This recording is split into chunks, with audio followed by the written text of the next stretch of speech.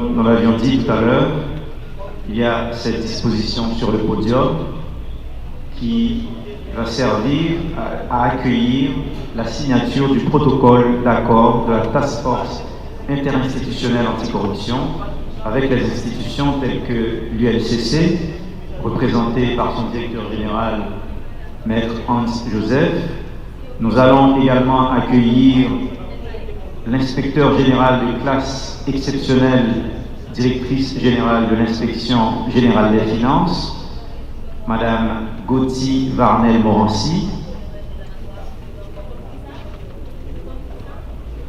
Nous allons aussi accueillir le représentant de l'unité centrale de renseignement financier et nous allons aussi accueillir le coordonnateur AI de la Commission nationale des marchés publics et également le chef de cabinet du directeur général de la police nationale qui va représenter le BAF, le Bureau des affaires financières et économiques de la police nationale d'Haïti. Mais avant de passer à la signature de ce protocole d'accord, nous invitons l'inspecteur général de classe exceptionnelle, la directrice générale de l'inspection générale des finances, Madame Gauthier Varnel-Morancy, pour la mise en contexte de ce protocole d'accord. Madame Gauthier Varnel-Morancy. Son Excellence, Monsieur le Président du Conseil présidentiel de transition, Monsieur le Premier ministre, Mesdames, Messieurs les ministres, Madame, Messieurs les secrétaires généraux, Monsieur le Président de la Cour des comptes et du contentieux administratif, Mesdames, Messieurs les membres du Conseil supérieur du pouvoir judiciaire, Monsieur le recteur de l'Université d'État d'Haïti, Monsieur le gouverneur de la Banque de la République d'Haïti, Monsieur le commandant en chef des forces armées d'Haïti, Monsieur le représentant du directeur général de la police nationale d'Haïti, Mesdames, Messieurs les directeurs généraux, Madame la représentante spéciale du secrétaire général des Nations Unies, Monsieur le représentant spécial du secrétaire général de l'Organisation des États américains, Mesdames, Messieurs les ambassadeurs accrédités en Haïti, honorables magistrats des différents cours et tribunaux de la République, Monsieur le bâtonnier de l'Ordre des avocats de Port-au-Prince, Madame la présidente du gouvernement jeunesse, distingués représentants des organismes de la société civile,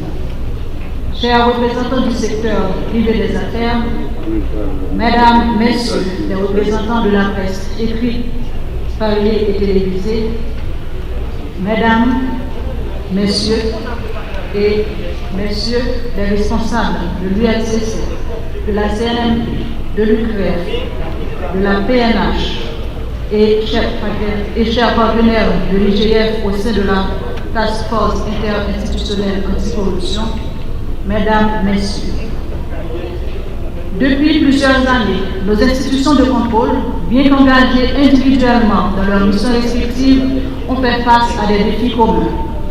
Des systèmes souvent fragmentés, une coordination insuffisante et des ressources limitées pour relever efficacement les défis de fléau qui minent notre économie et compromettent le développement durable.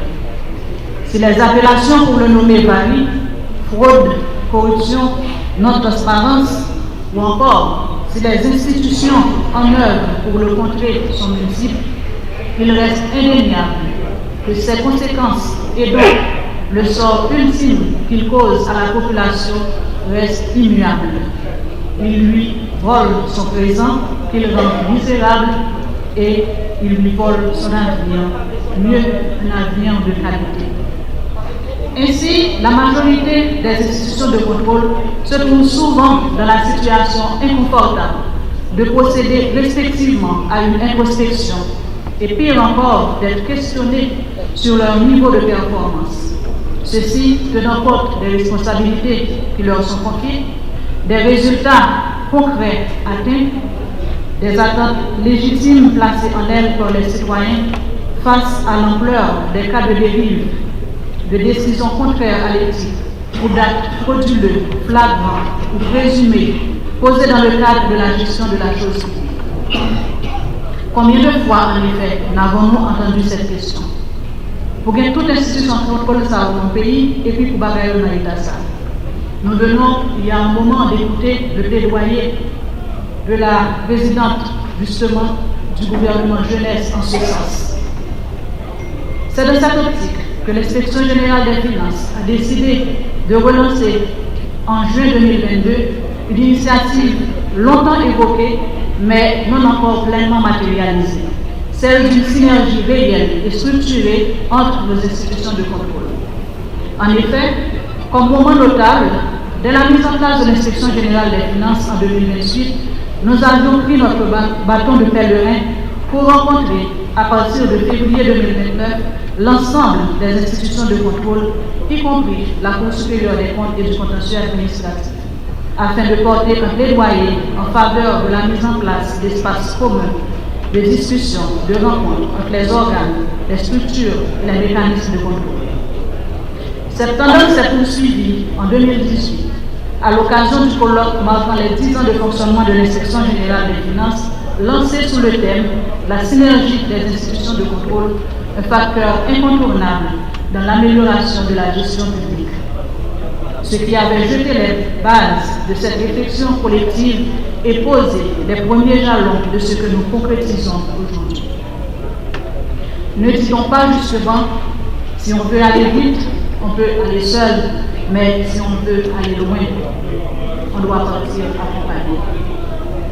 Fort heureusement, cette relance initiée entre juin et juillet 2022 et l'idée qui la sous-tend ont trouvé écho au cœur de l'ULCC, de la CNMP, de l'UPREF, de la PNH, notamment à travers le Bureau des affaires financières et économiques, qui ont décidé sans hésitation d'emboîter le pas.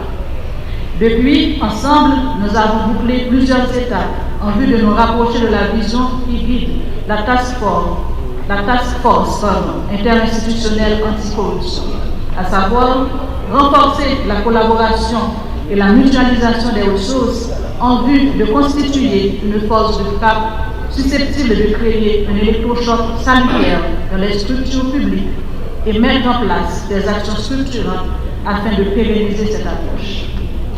En effet, une série de consultations stratégiques a permis d'engager toutes les parties prenantes pour aboutir à la mise en place d'un comité technique en septembre 2023. Ce comité, composé de représentants des institutions de contrôle signataires, a travaillé avec acharnement pour parvenir à la version finale, en août 2024, du protocole d'accord que nous signerons aujourd'hui, à cette date hautement symbolique du 9 décembre, Journée internationale de lutte contre la corruption. Mesdames et messieurs, la task force interinstitutionnelle anticorruption représente un véritable tournant. Elle symbolise une volonté collective de dépasser le fonctionnement en silo. Au-delà d'une initiative technique ou administrative, ce projet incarne la vision d'une action concertée, où des institutions de contrôle s'engagent à agir ensemble pour renforcer la prévention, la détection et la répression des pratiques de corruption, tout en assurant une utilisation optimale des ressources et des compétences pour garantir la transparence, l'intégrité et l'efficience dans la gestion des ressources publiques. La Task Force interinstitutionnelle anticorruption tient en perspective plusieurs projets d'envergure. Certains sont de nature à faciliter la collaboration et la coordination interinstitutionnelle, telles des formations communes, des échanges d'informations, le partage et l'harmonisation du calendrier d'intervention. La plupart visent la collaboration, la transparence et la responsabilité dans la gestion des affaires publiques. Des séminaires, des ateliers de formation et de sensibilisation sur le contrôle sur l'administration publique haïtienne. Et enfin, d'autres à portée plus structurante, vise l'harmonisation des actions communes et le renforcement de l'impact et de la lisibilité des actions de contrôle et de lutte anticorruption. Telles, par exemple, l'élaboration à venir de la cartographie des risques de l'administration publique haïtienne par institution, par champ d'action et par processus. La conduite d'intervention animée à un plan national de contrôle, ce qui permettra de pouvoir réaliser des rapports de contrôle périodiques de l'administration publique. Aussi, est-il important pour nous de préciser à cette phase que si les 5 institutions signataires du dit protocole en sont les premières, elles ne seront pas les seules. En effet, la démarche d'intégration se poursuivra afin d'accueillir d'autres institutions ou structures actives dans la chaîne de lutte contre la corruption.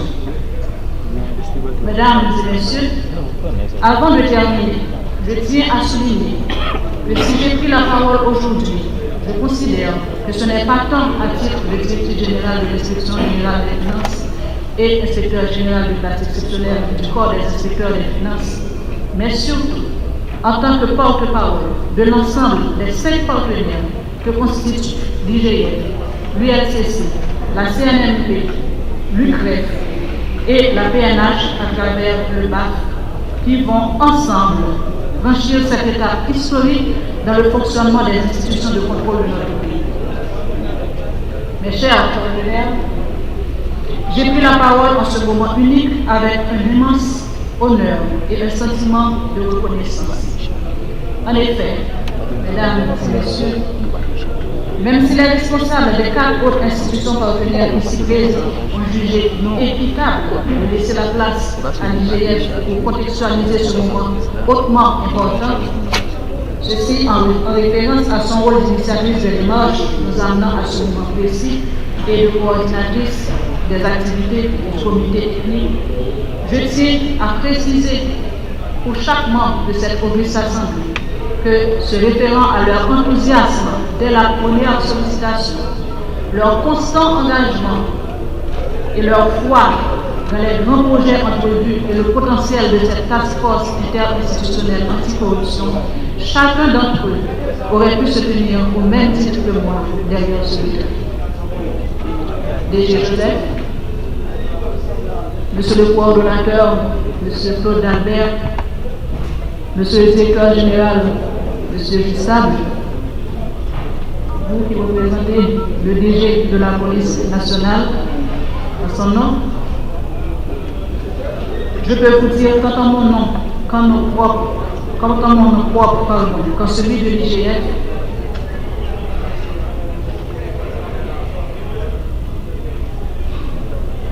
votre engagement à ce projet et votre capacité à embrasser une idée et à en faire vôtre dès lors qu'elle ait pu avoir pour objectif in fine de mieux desservir l'intérêt commun et de nos missions respectives a été grandement admiré et apprécié. Mais aussi, permettez-moi de souligner le bel exemple de la continuité institutionnelle au nom de nos cinq, en saluant l'engagement et le support des collaborateurs des premiers instants, tels M.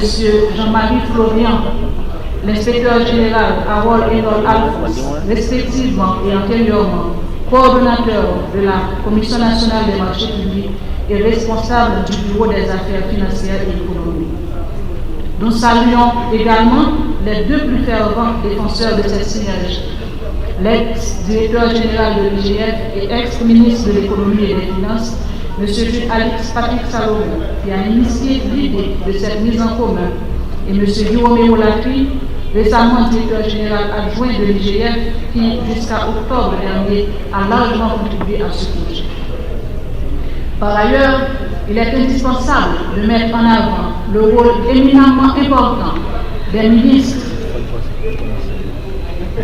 des Finances, de la Justice et des responsables de la primature successifs qui n'ont jamais hésité à nous supporter dans cette initiative et qui a mis du temps à prendre forme et à se concrétiser.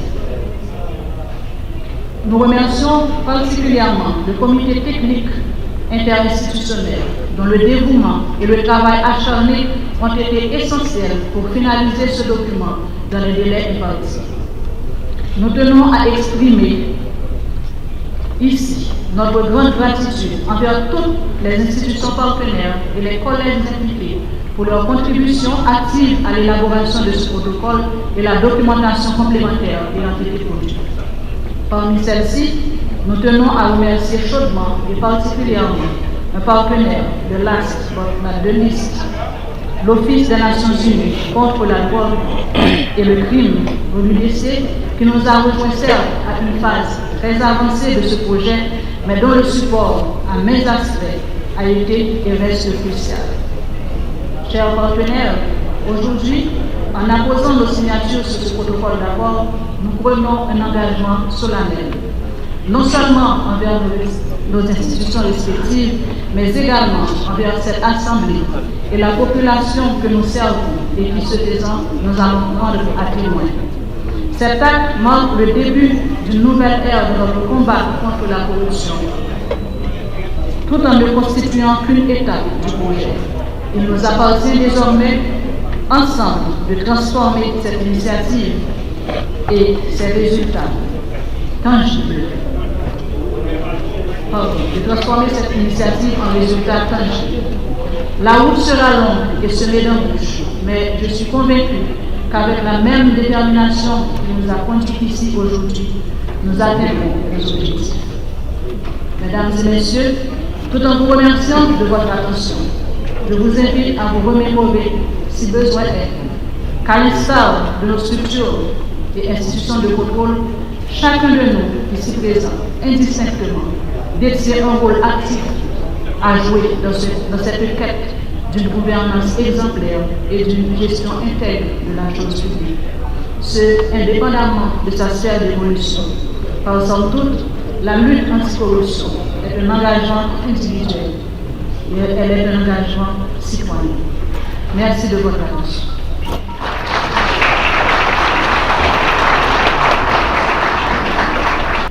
Mesdames et messieurs, nous allons maintenant procéder à la signature du protocole d'accord de la Task Force interinstitutionnelle anticorruption entre l'ULCC, l'IGF, l'UCREF, la CNMP et le BAF.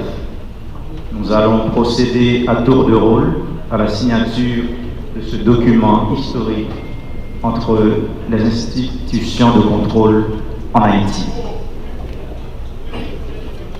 Monsieur le directeur général de l'ULCC, Maître Hans Joseph, va commencer avec la signature de ce protocole bon.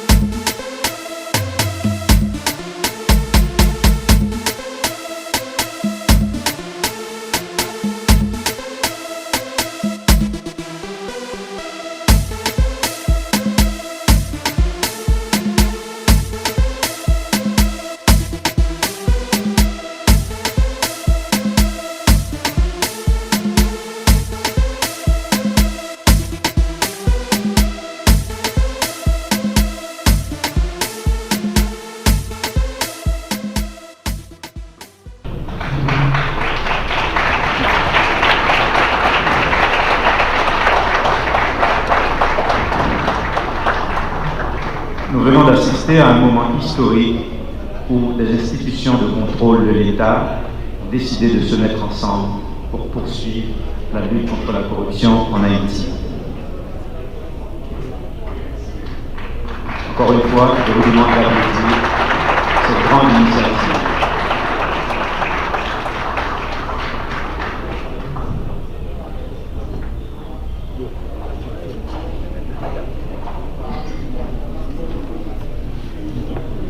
Après ce moment historique qu'on vient de vivre, dans un pays où la corruption est un maître mot, les institutions étatiques de contrôle ont décidé de se mettre ensemble pour poursuivre cette lutte. Maintenant, nous allons faire place au ministre de l'économie et des finances, M. Alfred Metellus, dans son discours de circonstance. Excellence, Monsieur le Président du Conseil présidentiel de transition, Son Excellence, Monsieur le Premier ministre, chers collègues du gouvernement, Monsieur le Président de la Cour supérieure des comptes et du contentieux administratif,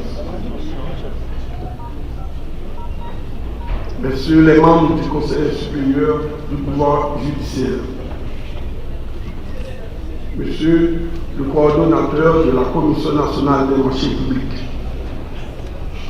Monsieur le directeur général de l'unité centrale des renseignements financiers, Madame la directrice générale de l'inspection générale des finances, Monsieur le directeur général de l'unité de lutte contre la corruption, Mesdames, Messieurs les représentants des partenaires techniques et financiers, Mesdames, Messieurs les cadres de l'administration publique, Mesdames, Messieurs, je suis particulièrement honoré de prendre part ce matin, ce midi, à la cérémonie de célébration de la Journée internationale de lutte contre la corruption, commémorée le 9 décembre de chaque année, afin de sensibiliser le monde sur le problème de la corruption et de discuter des méthodes et moyens de prévention de lutte contre ce fléau.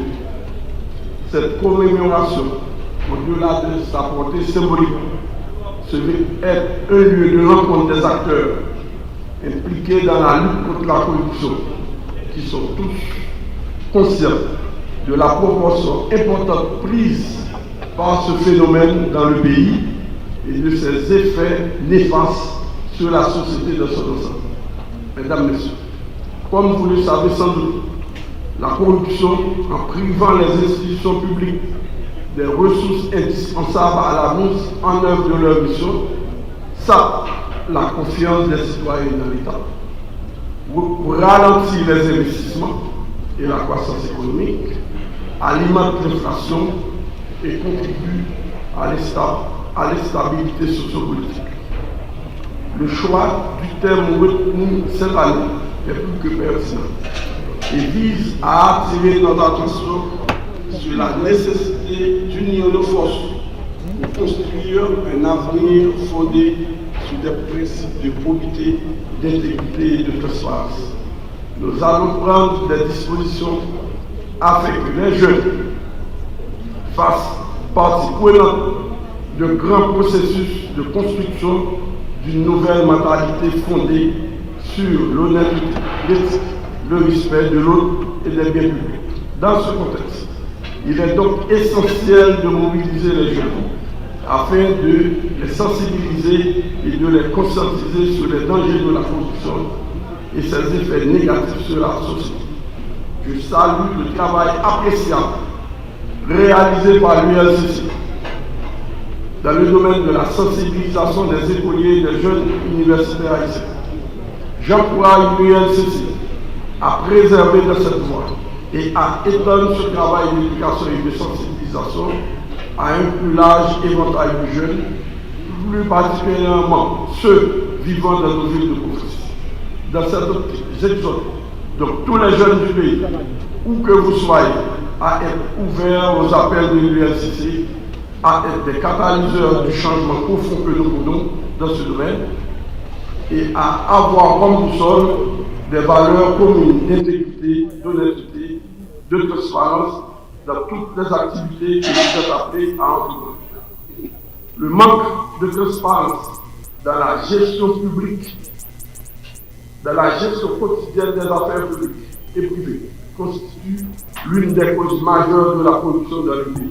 Sur ce point, le gouvernement auquel j'appartiens s'engage à poursuivre les efforts de transparence et de bonne gouvernance initiés ces dernières années, portant notamment sur la mise à la disposition du public des informations sur le budget de l'État et des organismes autonomes, la publication de la liste des bénéficiaires effectifs des contrats publics et j'en passe. En ce sens, je félicite l'ULCC pour le travail réalisé dans le cadre de la préparation de l'avant-projet de loi sur le libre accès à l'information publique. Une attention particulière sera accordée à ce dossier qui a la vertu de garantir et de renforcer la confiance publique. L'application des sanctions aux acteurs jugés coupables d'actes de corruption représente un mécanisme efficace pour les décourager de poursuivre leur pratique et pour dissuader les autres de s'y engager. Nous allons travailler activement avec le système judiciaire pour un meilleur suivi des enquêtes sur les cas de corruption. La création éventuelle de parquets financiers national avec des magistrats compétents spécialisés vont beaucoup aider à mieux sanctionner les cas de corruption.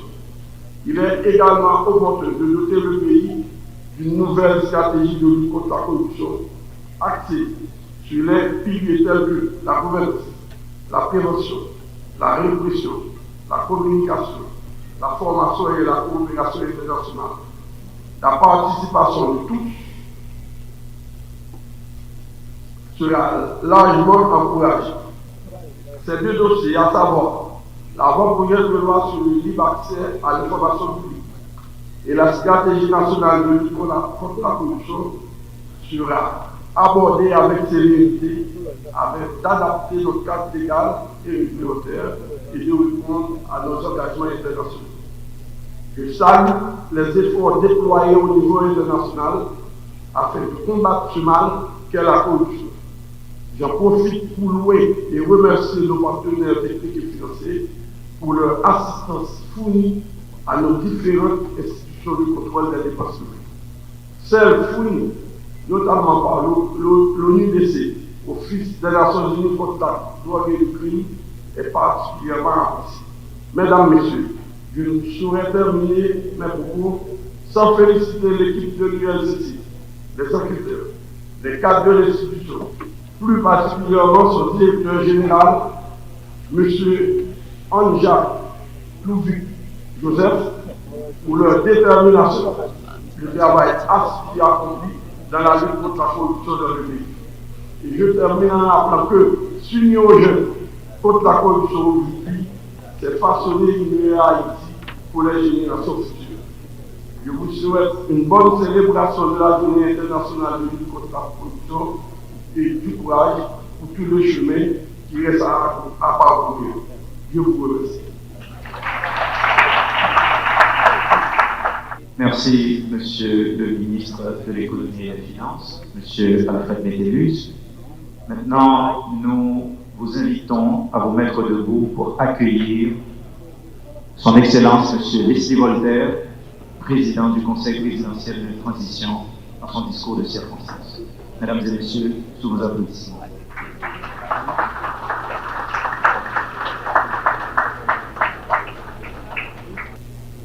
Mesdames et Messieurs, les secrétaires généraux de la présidence du Conseil des ministres et de la Miniature, Monsieur le Président de la Cour supérieure des comptes et du contentieux administratif, Monsieur le protecteur du citoyen à l'intérim, Monsieur le gouverneur de la Banque centrale, Madame la représentante du secrétaire général des Nations Unies, Monsieur le représentant du secrétaire général de l'Organisation des États américains, Mesdames et Messieurs les membres du corps diplomatique et consulaire, Messieurs les membres du Conseil supérieur du pouvoir judiciaire, Monsieur le recteur de l'Université d'État d'Haïti, Monsieur le coordonnateur de la Commission nationale des marchés publics, Monsieur le commandant en chef des forces armées d'Haïti, Monsieur le représentant du commandant en chef de la police nationale d'Haïti, Monsieur le directeur général de l'unité de lutte contre la corruption, Mesdames et Messieurs les directeurs généraux, honorables magistrats des différents tribunaux et cours de la République, Monsieur le bâtonnier de l'ordre des avocats de Port-au-Prince, distingués représentants des organisations de la société civile, chers jeunes présents dans la salle, Mesdames et Messieurs les cadres et enquêteurs de l'unité de lutte contre la corruption, Mesdames et Messieurs de la presse, chers invités, Mesdames et Messieurs, en vos rangs, grades, titres et qualités, chers compatriotes, je voudrais remercier d'abord la représentante du secrétaire général des Nations Unies, Mme Salvador, pour ses propos émotionnels vis-à-vis de la tragédie de Jésus. Je veux ensuite féliciter les 5 organismes de l'État qui viennent de signer ce protocole d'accord historique. Et merci à Mme Sophie de nous montrer que la relève est là et qui nous donne beaucoup d'espoir. Merci.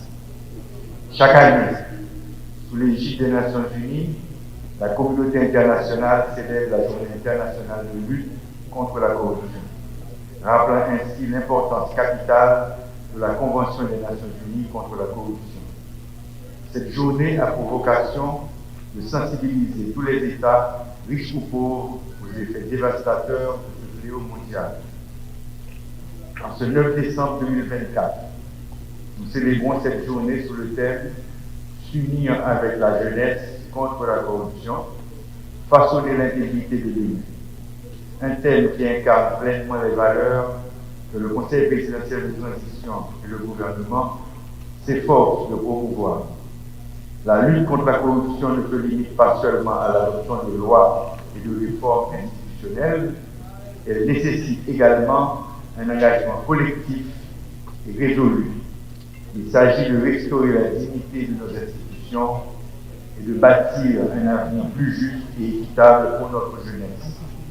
C'est cette vision d'une Haïti rétablie dans ses principes d'intégrité et de transparence que je vous appelle aujourd'hui, en cette occasion symbolique, à partager et à porter ensemble avec détermination et unité pour l'avenir de notre nation. Nous le savons bien, la corruption ne se contente pas seulement de fragiliser les bases de notre société, mais elle érode les fondements mêmes, sapant ainsi la légitimité de l'État et détruisant la confiance des citoyens envers leurs dirigeants. Elle instaure un climat de défiance généralisé qui affaiblit le contrat social, ouvrant la voie à l'arbitraire et à l'injustice. Sur le plan économique, la corruption freine notre croissance en dissuadant les investisseurs étrangers et en exposant nos entrepreneurs locaux à une concurrence déloyale et perverse qui étouffe l'initiative locale. En plus de cela, son impact va bien au-delà de l'économie. La corruption touche chaque secteur de notre société, de l'administration publique aux services essentiels comme l'éducation et la santé, en passant par le secteur privé. Elle entrave toute initiative de redressement, particulièrement en cette période où nous faisons face à des défis politiques, économiques et sécuritaires majeurs. Elle accentue les inégalités sociales en concentrant les richesses et les privilèges entre les mains d'une minorité, tout en laissant la majorité de la population dans la pauvreté et le désespoir. Pire encore, la corruption est aussi un poison violent pour la démocratie. En privant nos processus électoraux de leur transparence et de leur crédibilité, elle dénature la volonté populaire et réduit le suffrage universel à une mascarade. Là où la corruption règne, l'intégrité électorale devient une illusion, alimentant une instabilité politique permanente et aggravant une crise de gouvernance endémique. Hélas, c'est cette réalité amère qui s'impose à nous quotidiennement en Haïti. Il s'avère donc impératif et urgent d'y mettre un terme, sans compromis, si nous voulons véritablement restaurer l'autorité de l'État, regagner la confiance du peuple et relancer notre pays sur les voies de la démocratie et du développement durable. Chers compatriotes, en tant que président du Conseil présidentiel de transition, je tiens absolument à être clair face à ce tableau alarmant. La lutte contre la corruption est une priorité absolue de notre administration, une impérieuse obligation de l'accord politique du 3 avril 2024 pour une transition pacifique et ordonnée, qui enjoint de travailler au renforcement des institutions étatiques de lutte contre la corruption et l'impunité. Nous ne pouvons construire un avenir stable, juste et prospère sans une gestion rigoureuse de nos ressources et une responsabilisation totale des acteurs publics et privés. Ainsi, combattre ce fléau doit aujourd'hui être placé au cœur de l'agenda de tous les responsables de l'administration publique. Je vous rappelle qu'en tant qu'agent public, vous avez la responsabilité de montrer exemple. Il est illusoire de prétendre combattre un mal que l'on tolère de ses propres pratiques. Votre intégrité constitue le fondement sur lequel repose la confiance de nos concitoyens et la crédibilité de nos institutions.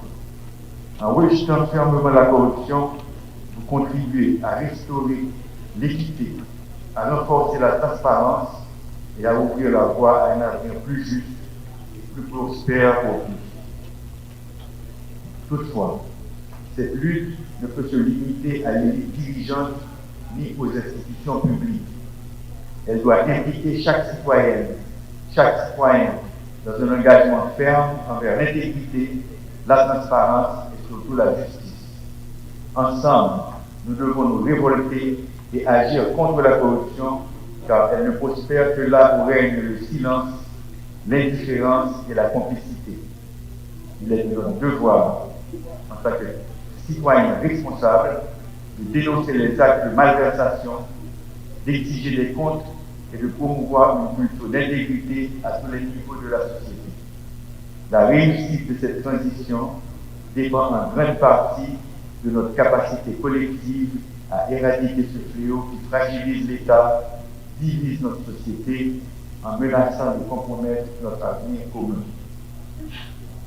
Chers concitoyens, nous ne pouvons plus tolérer ni reproduire des pratiques destructrices qui nous ont conduit à la situation actuelle.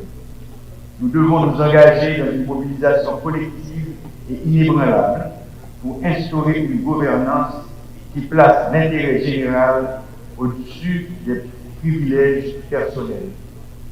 C'est ensemble, dans ce même engagement, que nous parviendrons à restaurer la confiance, à garantir l'équité et à ouvrir la voie à un avenir où chacun pourra aspirer à la prospérité, à la paix, à la sécurité et à la dignité. Messieurs et dames, frères Maxime, je dis à nous tout à fait conséquences phénomène de corruption qui a taillé dans tout le coin de l'administration publique. Nous ne pouvons pas rester à plaindre seulement.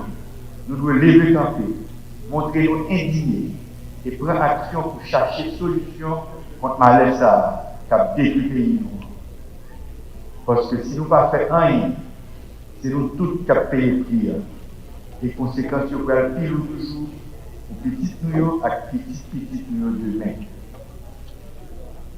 Nous tous conseillons, nous avons besoin de participation au gouvernement, secteur privé, médias, à toute organisation société civile, main en main avec la population pour corruption cabas dans le pays.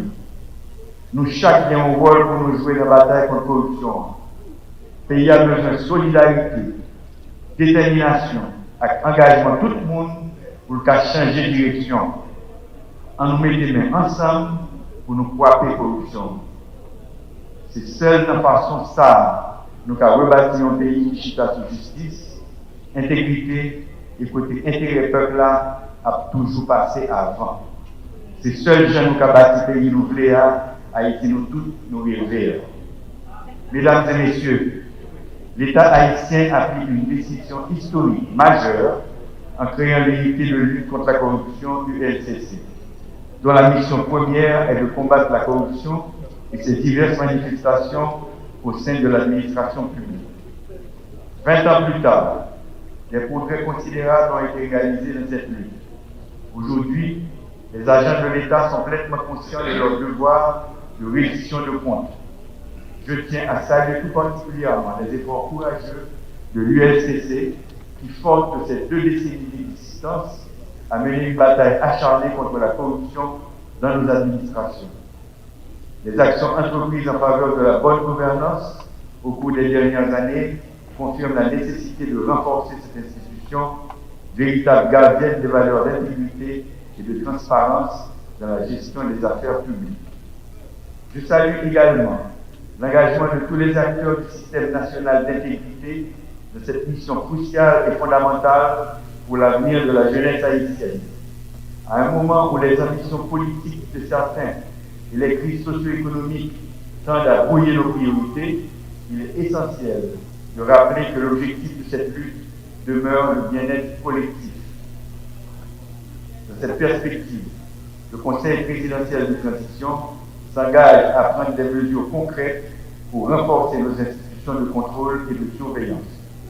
Nous apportons un soutien total aux organes tels que l'unité de lutte contre la corruption, la Cour supérieure des comptes et du contentieux administratif, ainsi qu'à toutes les autres institutions engagées dans la répression des actes de corruption.